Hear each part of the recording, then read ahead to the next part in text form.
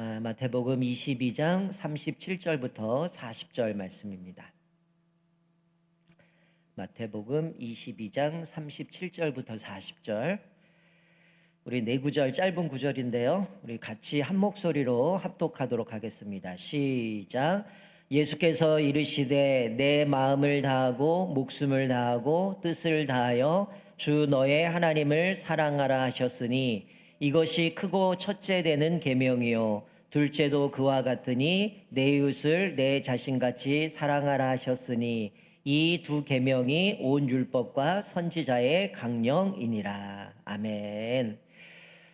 오늘 본문의 말씀은 우리가 잘 아시는 말씀인데요. 우리 다음 주에도 이 말씀을 나눌 겁니다. 우리 좀 짧은 말씀인데 오늘 좀 간략하게 좀 말씀을 나누고 같이 기도하는 시간을 가졌으면 좋겠습니다. 우리가 올해 이제 신년이라는 주제를 또 교회의 표로 정했습니다. 사실은 고민을 좀 많이 했어요. 보통 교회가 50주년이다, 몇십 주년이다 이러면 대개 교회들이 주로 하는 것들이 이제 책을 발간을 합니다. 교회 몇 주년. 그리고 교회가 있었던 역사들을 쭉 기록을 하는데 어느 순간부터는 이게 하나님이 우리를 이렇게 인도하셨습니다라는 은혜보다는 어느 순간부터는 이게 우리의 자랑으로 변질되는 모습들을 많이 봐요. 우리가 이렇게 했다. 우리가 이렇게 해서 이만큼 이뤘다. 이런 모습들을 보면서 사실 저희가 올해 표를 정한 거는 어떻게 보면 좀 저를 보면서도 야 이건 목사가 너무 꽉꽉 막힌 거 아니냐 이렇게 생각할 수 있지만 사실 여기까지 온 거는 원로 목사님이 늘 교회를 섬기시고 사역했던 은혜도 있지만 우리가 기억해야 될 거는 하나님의 역사 아니고선 어떻게 우리가 이 자리에 설 수 있는가 이거를 좀 잊지 말자. 그리고 하나님의 50년을 지켜주셨다면 우리가 또 50년을 어떻게 믿음으로 살아갈 것인가 이 본질을 좀 잊지 말자는 거예요. 왜냐하면 희년이라는 거는 사실은 내가 빚을 져서 포로로 끌려가거나 아니면 내가 이 빚 때문에 집을 전당 잡히거나 땅을 전당 잡혔을 때 희년은 모든 게 다 원위치로 리셋되는 거거든요. 그래서 가만히 묵상하다가 그래 우리가 50년 하나님의 은혜로 달려왔는데 우리가 정말 하나님의 은혜로 잘 달려온 부분도 있지만 혹시 미흡한 부분들 또 우리가 좀 놓쳤던 부분들을 다시금 좀 점검하면서 우리가 어떻게 주님 앞에서 믿음으로 달려갈까 이것들을 좀 고민하고 다시금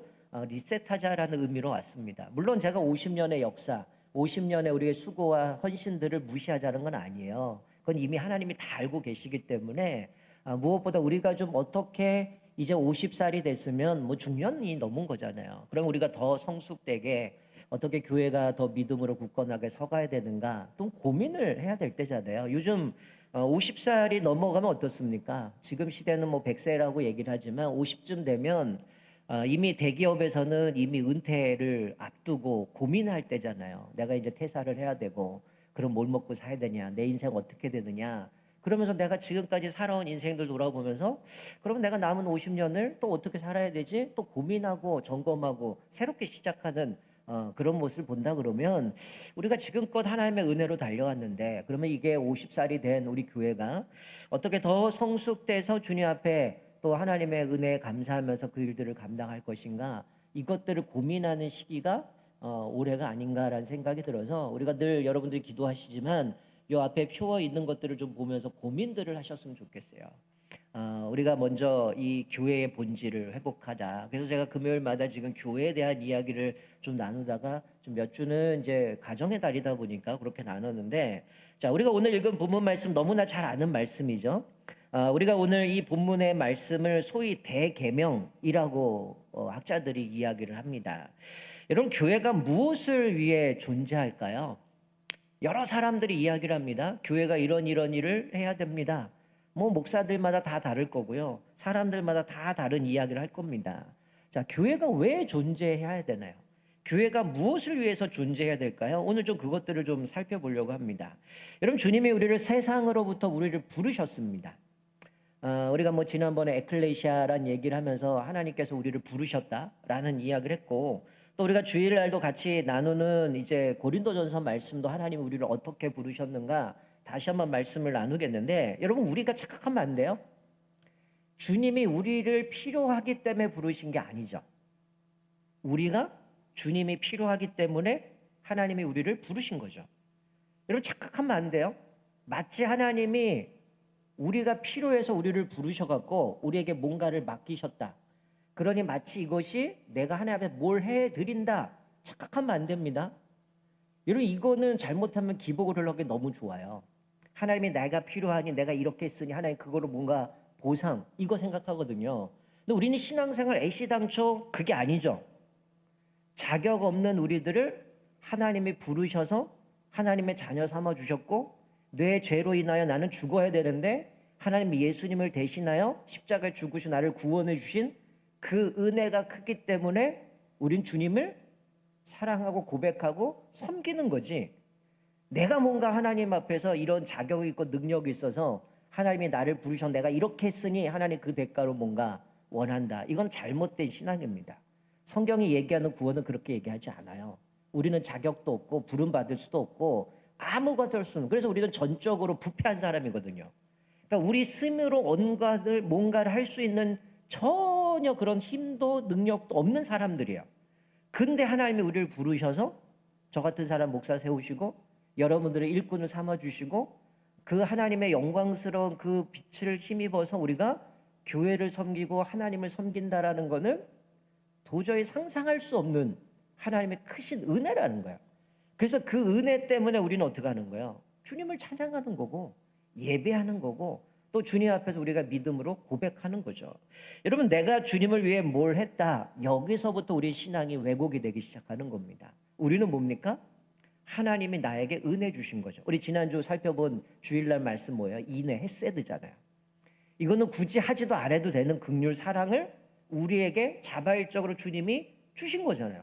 굳이 하나님이 뭘 인간이 뭐가 좋다고 예수님을 십자가에 못 박아야 됩니까? 그냥 다 제거해버리고 말 잘 듣는 사람 다시 창조하면 되잖아요. 근데 그러지 않으셨다는 거예요. 하나님이 이 세상을 만드시고 보기 좋았더라, 심히 좋았더라 인간을 보고 얘기하셨잖아요. 근데 뱀의 유혹 때문에 우리가 타락하게 되고 하나님의 자리에 앉아서 자기가 잘나주고 하는데 결국 인간이 안 되기 때문에 예수님을 통해서 우리를 구원해 준 거 아니에요. 그래서 결국 깨닫는 게 뭡니까? 예수 외에는 우리는 아무것도 아니다라고 깨달은 사람이 주님 앞에 믿음으로 고백하는 거죠. 여러분, 그래서 교회는 세 가지 방식으로 하나님을 섬기도록 부름을 받았다는 거 이제 앞으로 하나씩 살펴볼 거예요.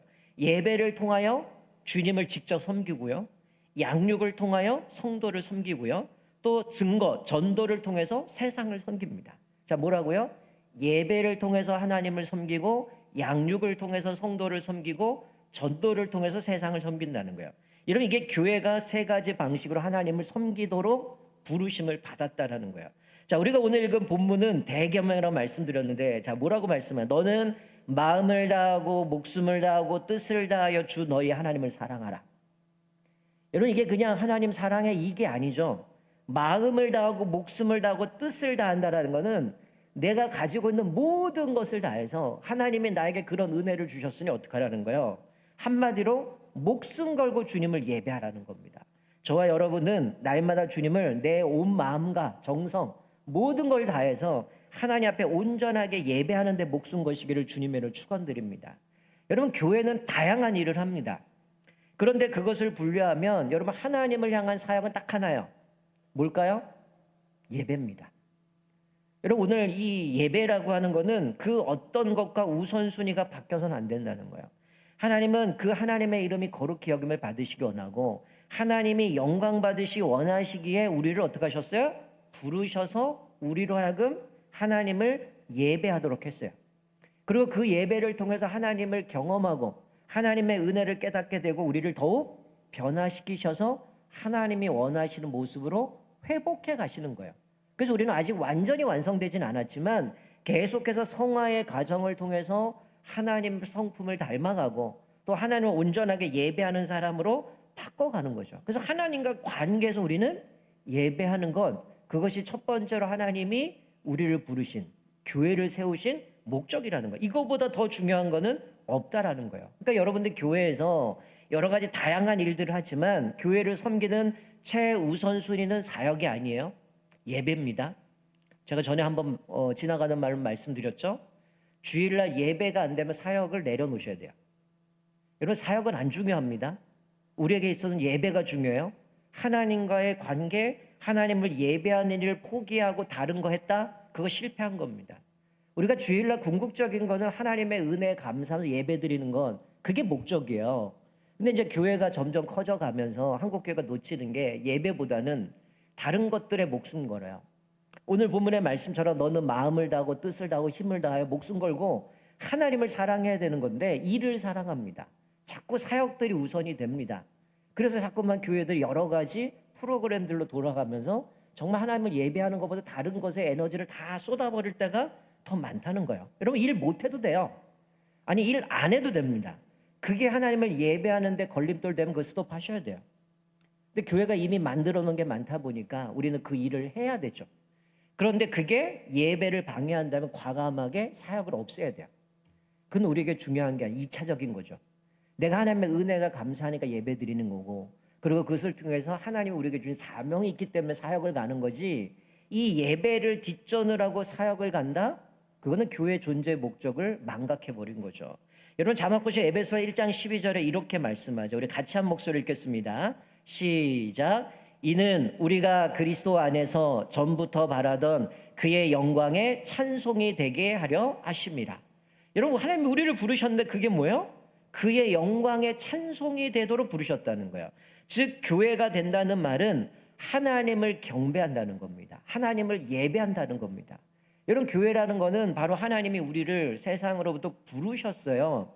그리고 그 은혜가 너무 크기 때문에 주님을 예배하는 거죠. 결국 교회가 하나님을 찬양하고 높이는 것, 그 경배하는 일, 이것이 하나님이 우리를 만져주시고 위로해 주시고 힘 주시는 일이 바로 이 예배를 통해서 이루어진다는 거예요. 여러분 저도 목사지만 어느 날 그럴 때가 있어요. 교회에서 열심히 하루 종일 여러분 아시다시피 제가 이 주일날 1, 2, 3, 4부 설교하고 그리고 청년부도 하고 그리고 또 끝나고 양육도 하고 이러고 나두면 하루 지나 완전 녹초화돼요. 근데 스스로에게 질문 던지고 내가 오늘 정말 예배 드렸나? 하나님을 정말 인격적으로 만났나? 하나님을 정말 그렇게 높이고 살아가는가? 이런 생각이 들어요. 일에 치이다 보니까 정신없이 하루를 보낼 때가 있어요. 여러분 우리가 그럴 때가 있죠. 교회에서 주일날 하루 종일 봉사하고 집에 갔는데 오늘 내가 무슨 말씀을 들었는지, 내가 정말 하나님 앞에서 이 말씀에 내가 결단한 건 있는지, 또 주님 앞에서 내 삶을 돌아봤는지 이거 놓칠 때가 있어요. 여러분 교회 왔으면 주님을 만나서 뭔가 마음에 주님이 주신 그 말씀 가운데 기쁨이 있고 감격이 있고 그러고 가야 되는데 하루 종일 일하다가 지쳐가지고 그냥 주일날 뭐 했나 이러고 녹초될 때가 많아요. 그러니까 여러분 어때요? 사실은 주님의 말씀 듣고 우리가 오후에 소그룹 하는 이유가 뭡니까? 그 말씀 붙들고 어떻게 결단하고 살아갈지를 내가 고민하고 씨름하고 살아야 되는데 힘든 거예요. 그러니까 어떻게 집에 가는 겁니다. 내가 오늘 낮에 말씀 들었는데 그냥 살면 되지. 이렇게 흘러갈 때가 많아요. 그게 안 되기 때문에 어떻게 하는 거예요? 서로 같이 모여서 말씀 나누고 내가 좀 경험하지 못했던 것들을 상대방을 통해서 경험도 하고 또 내가 놓쳤던 부분들을 또 이분들의 고백들을 통해서 내가 잊혀졌던 것들을 주님 앞에 약속했던 것들 다시 생각하고 그래서 어떻게 믿음으로 살아갈지를 고백하고 같이 결단하고 기도하는 것. 때로 실수할 수 있어요. 실패할 수 있어요. 그때도 다시 그 말씀 앞에 돌아가서 어떻게 하는 거예요? 힘을 얻는 거죠. 그럼에도 불구하고 하나님 나를 붙드시는구나. 하나님의 나를 사용하시는구나. 그래서 그 예배를 통해서 회복되어져 간다는 거예요. 그래서 교회는 다른 여러 사역들을 감당하지만 사역의 본질적인 참된 예배 감격과 기쁨이 없다면 사실은 다른 사역들을 감당하는 것은 사실은 불가능한 겁니다. 우리가 그 일을 감당할 수 있는 것은 여러분들이 일상생활에서 조직들을 돌리고 일을 해보기 때문에 일은 할 수 있어요. 근데 정말 그 일이 하나님이 기뻐하시는가는 내 삶의 예배를 통해서 하나님을 향한 그 믿음의 고백이 없이는 그 일은 그냥 세상의 일과 별반 다르지 않는다는 거죠. 여러분 우리가 오늘 이 참된 예배 하나님 앞에서 정말 이 예배 목숨을 거셔야 돼요. 이거를 놓치면 안 됩니다. 그러니 여러분들이 일주일 동안 분주하게 살아가지만 꼭 하셔야 될 게 뭐예요? 주일을 위해서 기도하셔야죠.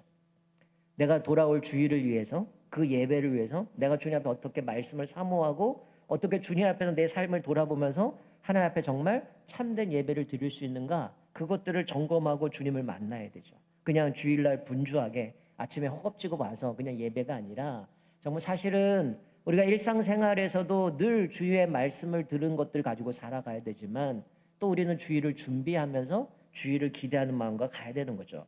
자, 그래서 참된 예배가 뭐냐? 우리 학자들은 크게 네 가지로 얘기합니다. 첫 번째는 성경적인 예배죠. 자, 진정한 예배는 성경적인 예배라고 하는데 성경적인 예배가 뭡니까? 하나님의 말씀, 이 계시에 대한 반응인 거야. 즉 우리의 예배는 하나님의 말씀에 대한 반응이란 거죠. 결국 공적 예배는 뭡니까?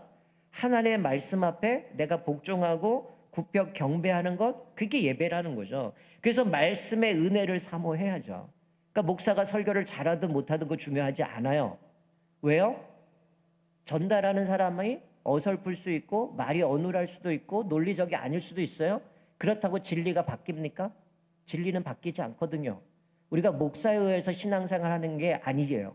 말씀을 통해서 하나님이 주신 감동을 통해서 그 메시지를 통해서 은혜 받는 것이지, 전달자는 수단에 불과한 겁니다. 진짜 우리가 삼아야 될 건 뭐예요? 말씀이죠. 어떤 사람은 이게 도대체 말도 앞뒤가 안 맞고 어설픈데 은혜 받는 사람이 있어요.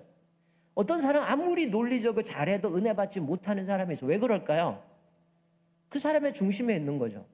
하나님의 은혜를 사모하면 어떤 말씀을 주셔도 이 말씀이 나에게 주시는 교훈이구나, 그거 갖고 회개하고 깨닫고 결단합니다. 근데 그렇지 않은 사람은 어떤 메시지를 주셔도 달게 되지 않는 거죠. 그러나 우리가 이 말씀을 볼 때 진리에 반응해야 된다는 거죠. 즉 우리가 예배가 뭡니까? 하나님의 말씀 앞에서 나를 돌아보고 그 말씀은 내가 어떻게 주님 앞에 경배해야 되는가. 우리가 흔히 워십이라는 단어가 하나님 앞에 가치를 올려드린다, 하나님을 높여드린다는 거죠. 그걸 뭐로 합니까? 말씀을 통해서 하나님이 어떤 분이신가, 하나님이 우리를 위해서 어떤 일을 하셨는가, 하나님이 내 인생 가운데 어떻게 섭리하시는가, 그것들을 통해서 또 주님 앞에 결단하며 믿음으로 나아가야 된다는 거예요. 여러분들 주일을 맞이함에 있어서 여러분들이 좀 말씀을 좀 사모하셨으면 좋겠어요. 그 말씀을 통해서 내게 말씀하시는 그 음성을 좀 들으셨으면 좋겠어요. 그냥 매번 반복되는 예배, 그냥 1시간 드려지는 예배가 아니라 그 말씀 가지고 어떻게 내가 일주일 동안 씨름했는가. 여러분 사도행전을 보면 우리가 잘 알다시피 우리가 베레아 사람들 얘기하잖아요. 그 사람들이 이 말씀을 듣고 그 말이 그리한가, 날마다 주야로 그걸 묵상하고 그걸 어떻게 실천할까 묵상했던 사람들 아닙니까? 물론 이단이 이 베레아 또는 약간 다른 이름이지만 그거 갖다가 자기네들이 베레아 성경 연구 이러면서 이단 마귀론을 주장하고 있지만, 여러분 원래 베레아 사람은 말씀을 사모했던 사람이에요. 그것이 우리에게 그러한가 묵상하고 그 말씀대로 씨름하는 사람이라는 거죠. 저와 여러분 날마다 말씀에 반응하면서 성경적인 예배를 드리시기를 주님의 이름으로 축원드립니다. 여러분 두 번째는 회중 예배라고 얘기를 하죠. 여러분 왜 회중 예배일까요? 시편을 우리가 묵상을 하면 계속해서 강조하는 게 공동 예배에 더 초점을 맞추고 있죠. 자, 자막을 보면 시편 113편 1절에도 보면 할렐루야 여호와의 종들아 찬양하라, 여호와의 이름을 찬양하라. 여러분 여기도 보면 여호와의 종들아, 이 공동을 얘기합니다. 또 149편 1절에도 보면 할렐루야 새 노래로 여호와께 노래하며 성도의 모임 가운데서 찬양할지어다. 예배를 드림에 있어서 같이 모이죠. 자, 히브리서 10장 25절에 보면 모이기를 패하는 어떤 사람들의 습관과 같이 하지 말고 오직 권하여 그날이 가까움을 볼수록 더욱 그리하자. 여기도 보면 여러 사람들이 모이는 것을 패하는데 권하여서 같이 모여서 예배할 것을 얘기합니다. 여러분 성경에서 이야기할 때 이 예배라는 회중 예배를 이야기해요. 즉 이거는 이스라엘 공동체들이 하나님께 기쁘시게 하는 그 예배는 그분의 백성들이 함께 모여서 서로 화답하고 찬양하고 하나님 앞에 예배드리는 모습을 보게 되죠. 그래서 모든 참석자는 어떻습니까? 두 가지가 있죠. 통일성과 다양성을 인정해야죠. 여러분 이게 나중에 보면 우리 요한계시록 가게 되면 특별히 어떤 모습을 봅니까? 각 나라와 족속과 민족과 방언이 셀 수 없는 큰 무리들이 나와서 보좌 앞에서 주님을 예배하는 종말론적인 구원의 그 은혜 가운데 그 비전을 보여주는 장면이 나와요. 여러분 사실 이 교회라고 하는 거는 우리가 늘 사도신경에도 보면 공교회화라고 얘기하는 거는 우리가 우주적으로 예수를 섬기는 모든 사람이 하나라는 의미죠. 이게 이제 카톨릭이라는 영어도 단어 쓰고 있지만 이게 카톨릭에서 얘기하는 부분하고 좀 다르긴 하지만 이런 교회 안은 통일성이 있어요. 즉 뭡니까? 하나님 안에서 우리는 한 지체로서 그 하나님을 예배하는 거죠. 그래서 하나님을 예배하는 우리 그리스도인 하나님의 부름받은 것으로서 통일성이 있어요. 그러나 다양성이 있습니다. 이 다양성은 뭡니까? 우리가 로봇가 아니잖아요. 각자가 하나님이 주신 그 은사와 달란트를 가지고 하나님 앞에서 예배하고 섬기고 살아가는 거죠. 그런데 이 회중들이 모여서 함께 통일성을 가지고 주님 앞에 예배합니다. 그리고 또 다양성이 있죠. 그 사람들의 성향들도 있고 그들의 문화도 있고 다양한 민족들이 각자의 하나님이 주신 은혜대로 예배를 드립니다. 그래서 각 나라마다 예전이란 게 있죠. 우리나라에도 보면 전통적인 예전을 따라서 우리가 예배를 어떻게 드려야 된다라고 하지만 사실은 시대에 따라서 그것들은 바뀌기 시작합니다. 진리는 바뀌지 않아요. 그러나 그것을 담고 있는 그릇들은 바뀔 수 있다는 거예요. 그런데 그거를 보고 왜 이렇게 하느냐라고 얘기를 할 수 없는 거죠. 다양성이 있는 거죠.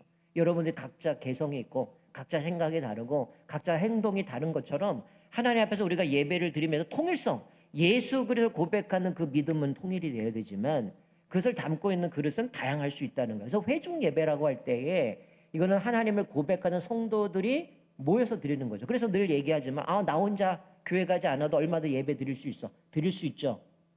근데 그렇게 갖고는 성장할 수 없습니다. 교회라고 하는 거는 성도들에 모여서 함께 교제 나누고 하나님 앞에서 같은 고백을 하면서 믿음으로 같이 사역들을 이뤄가는 부분이 교회 역할 중에 지난번 말씀드렸던 그것들이 이루어지기 때문에 성경에서 온전한 예배가 뭐냐? 회중 예배라고 얘기를 하는 거예요. 그러니까 아직도 한국 교회는 계속 통계가 나오지만 여전히 계속 담임 목사한테 설문조사하는데 계속 그걸 물어요. 코로나 이후에 온라인 예배 드리는 퍼센트가 몇 퍼센트냐? 왜 물어보겠어요? 아직도 집에서만 예배 드린다는 거예요. 근데 정말 내가 몸이 아파서 못 오시는 분이냐? 그거 아니라는 거죠. 이런 핑계 저런 핑계. 물론 뭐 출근해야 돼서 어쩔 수 없으면 온라인으로 예배 드릴 수 있죠. 근데 나올 수 있는데 편리성인 거죠. 굳이 안 가도 헌금 온라인으로 보내면 되고 이거로 예배 드리면 되니까. 그리고 난 예배 드렸다고 하는데 그건 온전한 예배가 아닌 거죠. 형평에 따라서 어쩔 수 없이 그게 만들어지긴 했지만 거기에 굳어져서는 안 되는 거예요. 회중 예배가 하나님 앞에서 우리에게 얘기하는 정말 진정한 예배라는 거죠. 세 번째는 영적 예배입니다. 여러분 왜 영적 예배일까요? 여러분 우리가 뭐 예배 드릴 때 하나님은 영이시니 예배하는 자가 영과 진리로 예배할지니라 라고 얘기할 때 이 진정한 예배, 영적인 예배란 건 뭡니까? 이건 아까 제가 말씀드렸던 어떤 형식이나 예전을 얘기하는 게 아니에요. 이 예배란 건 뭐예요? 전능하신 하나님을 예배하기 때문에 반드시 그 예배 가운데 뭐가 있어야 돼요? 그분의 영광이 드러나야 되는 거죠. 여러분 우리가 성경에 보면 이스라엘이 하나님 앞에 모여서 예배 드릴 때마다 하나님의 임재를 상징하는 구름이 그 위에 성막 위에 또 그들 모임에 있었다는 거예요. 여러분 이건 뭐냐면 예배 속에 하나님의 진정한 임재를 경험해야 된다는 거예요. 즉 그 예배를 통해서 살아계신 하나님과 친밀한 만남이 있어야 되는 거죠. 그냥 예배가 끝나고 나서 그냥 무미건조하게 가는 게 아니라 그 예배를 통해서 하나님의 임재를 경험하고 하나님 앞에서 진정한 우리의 마음의 고백들이 있어지고 결단이 있는, 그래서 하나님의 임재를 경험하고 살아계신 하나님을 친밀한 그 경험이 있는 예배가 영적인 예배, 그것이 바로 하나님께서 얘기하는 진정한 예배라는 거죠. 여러분은 우리가 날마다 주일날 또 우리가 모든 예배마다 하나님의 임재를 경험하며 하나님의 친밀한 만남을 누리게 되시기를 주님의 이름으로 축원드립니다. 여러분 마지막으로 도덕적 예배라고 그래요. 이게 좀 표현이 그런데 여러분 도덕적 예배가 뭘까요? 이거는 마음에만 머무는 게 아니라는 거죠. 즉 주일날 예배 들었어요. 말씀도 들었어요. 하나님의 임재도 경험했어요. 그리고 일주일 동안 삶 속에서 어떻게 돼요? 은혜 받았네. 이렇게 살아야겠네. 그리고 마음으로 끝나면 안 되죠. 그래서 이게 도덕적 예배라는 건 뭡니까? 삶으로 이어져야 된다는 거죠. 여러분 하나님 우리가 예배자들이 주님을 예배했는데 악행과 불의와 같이 살아갈 수 있을까요? 이건 불가능한 겁니다. 그건 주님 앞에 온전한 예배를 드리지 못한 거죠. 우리가 거룩하고 성경됨이 없는 예배는 거룩하지 않고 성경됨이 없는 그 예배는 받지 않으시죠. 우리가 하나님 앞에 거룩하다란 건 뭡니까? 내 스스로의 죄악된 모습을 끊어내는 거죠. 내가 이런 잘못을 하려는데 말씀 앞에 깨달았다면 이제는 그걸 잘라서 없애는 거죠. 그리고 주님이 원하시는 삶을 살아가는 거죠. 그러면 결국 내 삶에 들은 말씀대로 살아내는 것이 하나님 앞에 받으실 만한 예배, 도덕적인 예배라고 하지만 사도 바울의 표현을 얘기하면 이게 뭐예요? 삶의 예배인 겁니다. 자, 우리 로마서 12장 1절 우리 같이 한번 읽겠습니다. 로마서 12장 1절 같이 한번 읽습니다. 시작. 그러므로 형제들아 내가 하나님의 모든 자비하심으로 너희를 권하노니 너희 몸을 하나님이 기뻐하시는 거룩한 산 제물로 드리라. 이는 너희가 드릴 영적 예배니라. 여러분 뭐라고요? 너희가 드릴 영적 예배라는 거야. 내 삶이 하나님이 기뻐 받으실 만한 거룩한 산 제물로 드리라는 거야.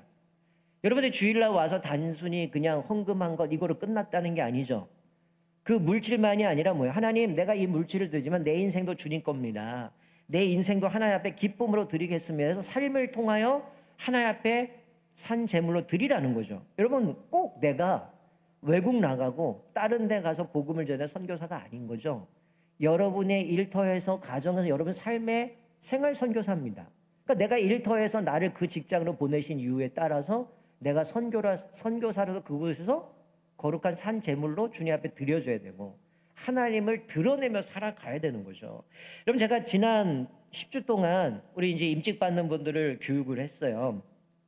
근데 그러면서 그런 얘기를 했습니다. 이 리더들은 더욱 앞에 선 리더들은 조심해야 될 게 뭐냐면 저도 마찬가지지만 사람들은 리더들의 삶을 보고 따라간다는 거야. 여러분 제가 그 임직자들하고 얘기하면서 성도들은 여러분 자녀들은 부모의 모습을 보고 닮아가잖아요. 굳이 얘기하지 않아도 부모가 했던 그 모습 그대로 살아가는 것처럼 우리 성도들 가운데 리더로 세워지는 사람들 어떤 사람들이에요? 그들의 삶을 돌아보면서 그것들 보면 성도들이 닮아가는 거죠. 그러니까 삶이 뒷받침이 되지 않으면 우리는 리더로서 아무 영향력을 끼칠 수 없다라는 거예요. 그렇기 때문에 더 중요한 거는 왜 그러냐? 하나님이 기뻐하지 않으신다는 거야. 삶이 안 받쳐주는데 삶이 예배의 삶을 살아가지 않는데 뭔 그 사역을 하나님이 기뻐하시겠어요? 여러분 가인과 아벨이 제사를 드리잖아요. 왜 하나님이 가인은 안 받으시고 아벨의 제사만 받아주실까요? 많은 분들이 그런 얘기를 해요. 가인은 뭐라 그래요? 그 제물을 이야기하면서 가인의 제물과 아벨의 제물을 얘기하잖아요. 근데 한글 성경 가만히 보세요. 뭐라고 얘기하고 있습니까? 가인과 그 제물은 받지 않으시고 아벨과 그 제물은 받으셨다. 여러분 제물만 얘기하지 않아요? 가인과 그 제물, 아벨과 그 제물이에요. 여러분 지금 5월에 우리가 가정의 달이잖아요. 여러분 자녀들이 우리 교회는 그런 분 없을 줄 믿는데 자녀들이 부모님 말 지질이 안 듣고 나가서 온갖 불법 다 행하는데 돈 벌었다고 부모님한테 와서 어머니 제가 오늘 어버이날인데 맛있는 식사 대접할게요. 제가 예약했으면 가서 식사합시다. 그럼 좋아요 나빠요? 그냥 드시면 좋은가요? 좋아할 부모가 없잖아요. 왜 그래요? 삶이 안 받쳐주니까 야 너 나한테 이거 대접하는 것보다 좀 제대로 좀 살았으면 좋겠어. 좀 바르게 살았으면 좋겠고 하나님의 말씀에 순종했으면 좋겠고 이거 얘기하지 않겠어? 똑같은 거예요. 하나님이 가인과 그 제물은 받지 않으시고 아벨과 그 제물은 받으셨다는 건 뭡니까? 그 삶이 뒷받쳐졌냐는 거야. 그래서 히브리서 보면 믿음으로 아벨은 하나님 앞에 제사를 드렸다고 하잖아요. 그러니까 가인의 삶은 뭐예요? 믿음이 뒷받쳐주지 않은 거예요. 그러니까 우리가 주님 앞에서 예배를 드림에 있어서도 특별히 앞에 선자들은 뭡니까? 삶 속에서 그 믿음이 삶으로 이어져 가야 된다라는 거죠. 그러니까 우리가 이 말씀을 듣고 그것이 우리 삶에 녹아낸다라는 건 뭡니까? 삶으로 살아내야 되는 거예요. 제가 그래서 그때 이제 임직 교육하면서 그런 얘기를 했습니다. 만약 이 사람이 장로로 세울 거냐, 이 사람이 권사로 세울 거냐. 그래서 옛날에 돌아가신 이상근 목사님은 그런 얘기를 했어요. 그 사람을 평가하기 위해서 누구한테 가라? 동장한테 가래요. 그러면 동네에서 이 사람이 어떻게 사는지를 사람들이 다 아니까 그 사람이 오케이 하면 뽑으라는 거예요. 왜 그럴까요? 교회에서 믿음 좋은 거 할 수 있어요. 근데 삶이 안 비춰주면 저 사람이 목사라는데 나가면 맨날 쌈딱이고 저 사람이 장로라도 나가서 맨날 온갖 불법 한다 그러면 누가 그 사람 인정하겠어요. 그래서 성경 우리에게 그런 얘기를 하는 겁니다. 하나님의 그런 사람 기뻐하지 않으신다는 거예요. 예배 드리고 그 삶이 뒷받쳐줘야 되는 거죠. 그 삶의 메시지대로 살아내야 된다는 거예요. 그래서 말씀을 통해서 우리의 예배를 돌아보셨으면 좋겠어요. 그럼 제가 좀 질문을 몇 가지 드릴 텐데 한번 스스로에게 좀 대답을 해 보셨으면 좋겠습니다. 나는 주일을 준비하고 주일을 맞이하고 있습니까? 나는 주일을 온전히 예배하는 데만 집중하고 있습니까? 주실 말씀을 사모하며 기대하고 있습니까? 그리고 그 말씀을 삶에 적극적으로 실천하며 살아가고 있습니까? 혹 예배보다 사역이, 일이, 봉사가 더 앞서고 있지는 않습니까? 예배의 기쁨보다 일의 성취에 대한 기쁨이 더 큰 것은 없습니까? 그래서 주님을 만나지 못하고 집에 가는 것은 아닙니까? 교회를 나오는 이유가 예배의 기쁨보다, 하나님을 만난 기쁨보다 사람을 만나는 즐거움이 더 크지는 않습니까? 그리고 내가 예배를 위해서 주님 앞에 기도로 준비하고 또 주님 앞에 예배를 준비하는 일들이 언제 있었습니까? 여러분 스스로에게 질문을 던졌으면 좋겠어요. 저한테도 던지는 말씀이지만, 여러분 내가 정말 주님 앞에서 주의를 지킨다, 예배를 드린다고 할 때 우리는 너무나 정성 없이 올 때가 많아요. 준비됨 없이 그냥 습관적으로 반복되어지는 예배. 여러분 정말 여기서 오늘 본문의 말씀에서 너는 목숨을 다하여 주님을 사랑하라고 얘기하잖아요. 근데 지금 우리가 시대를 살아가는 모습들, 우리가 마태복음 설교도 했지만 우리가 지금 시대를 살아가는 이 상황들을 보면 정말 주님이 머지않아 오실 거라는 생각은 느낌적으로 느끼지 않아요. 그럼 정말 이게 마지막 예배일 수가 있어요? 주님 앞에 이 드려지는 예배가 마지막일 수 있어요? 사실 우리가 코로나 찾아올 줄 알았습니까? 교회가 문 닫아야 되고, 물론 우리가 너무 빨리 허용했지만 예배 드리지 못하는 상황들이 벌어질 수도 있잖아요. 우리가 오늘 드려지는 이 예배에 목숨 거셔야 돼요. 정말 내 모든 걸 걸고 정말 하나님 앞에서 내가 오늘이 마지막이라는 예배를 생각하고 주님 앞에서 온전하게 진정한 마음으로 그 말씀을 사모하고 정말 주님 앞에 드려지는 예배가 돼야 된다는 거죠. 오늘 이 짧은 말씀을 생각하면서 저와 여러분은 하나님만 예배하는 예배자 되시기를 주님으로 축원드립니다. 그리고 우리의 예배가 성령의 능력으로 하나님의 임재와 영광에 가득한 예배 되기를 주님으로 축원드립니다. 그래서 우리가 드려지는 주일날 드려진 예배가 아무 생각 없이 감격도 없이 감사가 없는 그런 예배가 아니라 정말 우리가 드려지는 이 예배를 통하여 하나님을 인격적으로 만나고 또 그 은혜에 우리가 반응을 하면서 우리의 삶 속에서 삶의 예배를 드림으로 인하여 날마다 감격과 또 기쁨과 또 그 충만한 하나님의 은혜가 여러분의 삶에 가득 넘치시기를, 그래서 진정한 하나님 앞에 예배하는 예배자 되시기를 주님의 이름으로 축원드립니다. 아멘. 우리 예배합니다. 우리 같이 찬양하고 기도하겠습니다.